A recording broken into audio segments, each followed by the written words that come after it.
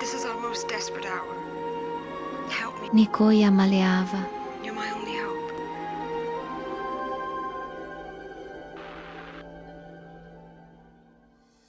Welcome to episode 1 of the Nico Saga, a tale of chaos, change, and a quarterback who could save it all. Before he ever threw a pass inside Neyland Stadium, Nico Iamaleava was already a symbol of change, of promise, of Tennessee's return to greatness. But to understand the rise, we must first go back to the chaos. This is where the saga begins. Scandal, failure, and a desperate search for something, someone, to believe in.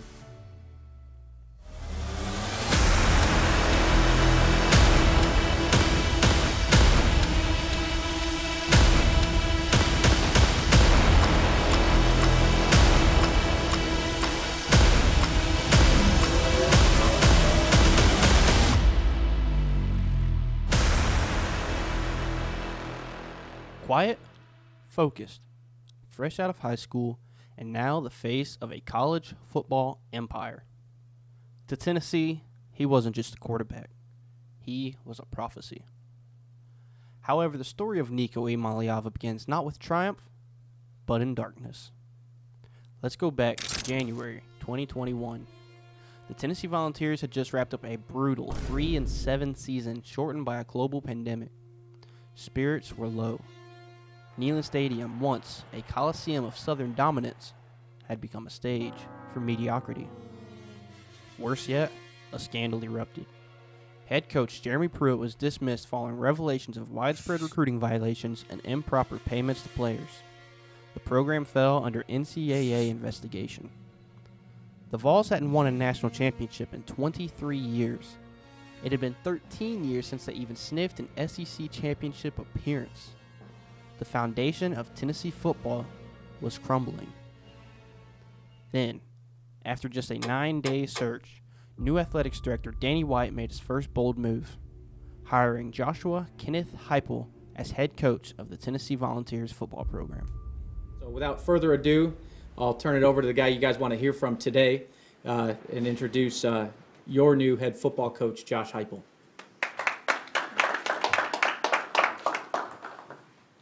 The 27th in the history of Tennessee football. They got the name on there, too. We got it right.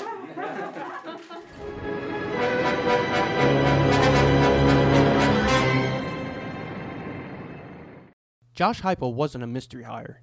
A former Heisman runner-up and national championship winner at Oklahoma, he had spent the previous 2 seasons turning heads at UCF with his high-octane offense. Danny White knew Heupel well. He'd been the one to hire him at UCF just 2 years prior. The familiarity made the hire efficient, but Vol Nation was skeptical.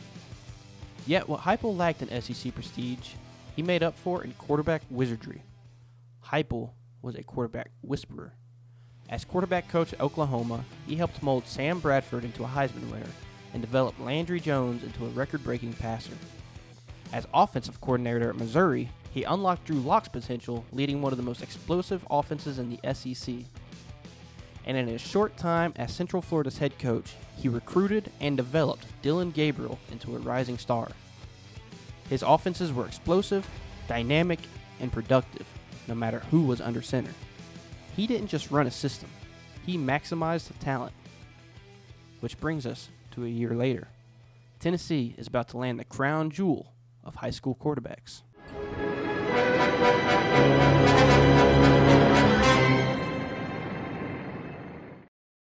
March 22nd, 2022. Five-star quarterback Nico Iamaleava from Long Beach, California, commits to Tennessee. It was a seismic moment, and yes, it came at a cost. Nico's rumored NIL deal, $8 million, $2 million per year. At the time, it was the biggest known deal in the sport. Critics called it reckless. Fans called it revolutionary. To justify the investment, Tennessee knew they had to build an empire around him. Top-tier recruits followed. Tight end Ethan Davis, cornerback Ricky Gibson, edge rusher Caleb Herring. The Nico Effect was real. By winter of 2022, Tennessee had momentum. Hendon Hooker, a transfer from Virginia Tech, led the Vols to a 10-2 season. They beat Florida for the second time in 17 years and snapped a 16-game losing streak to the Alabama Crimson Tide. Chase McGrath for the win for the Volunteers. From 40, on the way, a knuckleball. He got it! And here they come. The atmosphere was absolutely electric. Neyland was sold out, fans were taking over road games, and goalposts had once again been thrown into the Tennessee River. For the first time in nearly 2 decades, it felt like the Vols were back. The Vols are back. Yeah.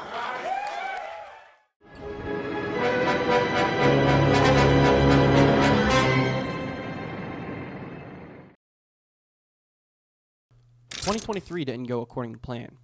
Despite the hype, Nico sat. Joe Milton, a rocket-armed veteran, started the season. The plan? Let Nico develop. The reality? An 8-4 season including familiar losses to rivals Alabama and Florida. Yeah, you could say those were some pretty bad days. Speaking of bad days, let me put you on to something that helps me through mine. Bad Day Hat Co. Whether your favorite team just blew a lead, you miss a 3-foot putt at the golf course, or you're just having one of those days, throw on a Bad Day hat and move on in style. My personal favorite from Bad Day Hat Co. is this one they dropped right after Tennessee won its very first national championship in baseball. Not only does it look great, it feels great. Super comfortable, fits right, and it's become one of my go-tos. And listen, I wear hats everywhere. One thing that always drives me crazy, when a hat starts fading just a few weeks in. But I've had zero fading issues with any of my Bad Day hats. The quality's real, they hold up, they stand out, and they're worth every penny. Bad Day Hat Co. is Tennessee owned, Tennessee proud, and they just dropped some fire new designs that Vol fans will love. And right now, they're hooking y'all up with 10% off when you use code TRISTAR at checkout. Check them out over at baddayhatco.com or click the link in the description. Shut up and take my money! Frustration mounted. Neyland Stadium echoed with boos. Online, fans demanded change. Nico saw action only in garbage time. Flashes of brilliance, but nothing definitive. Until the Citrus Bowl.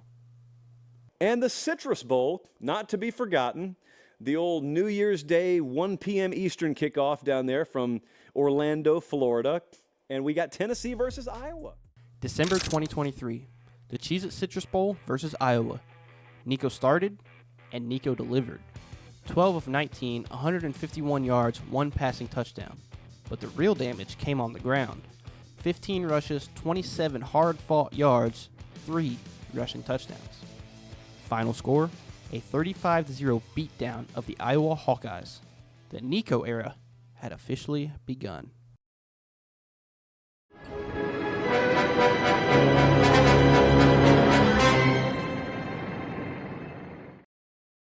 "2024 was not the fairy tale Tennessee fans had dreamed of. It was gritty, ugly, and at times maddening. But it was effective. Nico Iamaleava's first full year as a starter was not the air raid spectacle fans expected. Instead, Tennessee leaned on its defense, arguably the most dominant unit in the country. Only 2 teams scored more than 20 points against them all season. On offense, the Vols relied heavily on the run game, spearheaded by SEC rushing leader and future NFL back Dylan Sampson.